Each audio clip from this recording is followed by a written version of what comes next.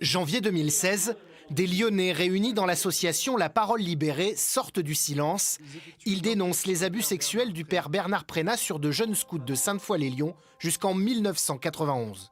Le vrai problème dans cette affaire, c'est le phénomène de conspiration, de silence qui a été orchestré autour de cette affaire-là. Et ça, à mon sens, moralement, c'est pas acceptable. Le prêtre est mis en examen.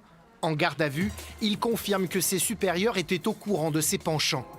Éclaboussé par cette affaire de pédophilie, l'archevêque Philippe Barbarin est à son tour entendu, soupçonné de ne pas avoir dénoncé à la justice ses agressions sexuelles alors qu'il en était informé dès les années 2000.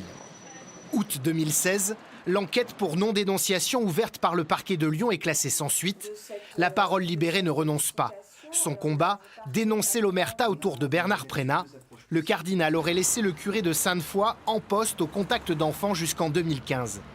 Nouvelle stratégie judiciaire, avec 5 autres prévenus, Philippe Barbarin est cité à comparaître devant le tribunal correctionnel. On est dans un souci de vérité, de transparence, d'évolution des mentalités, de prise de conscience tout simplement. Janvier 2019, sous une nuée de caméras, Philippe Barbarin fait enfin face aux victimes du père Prénat. Au terme de 4 jours de procédure, le cardinal n'est pas poursuivi par le procureur. Il dit effectivement, il y a des choses que je n'ai pas su comprendre à un moment donné. J'aurais dû sans doute enquêter, faire plus.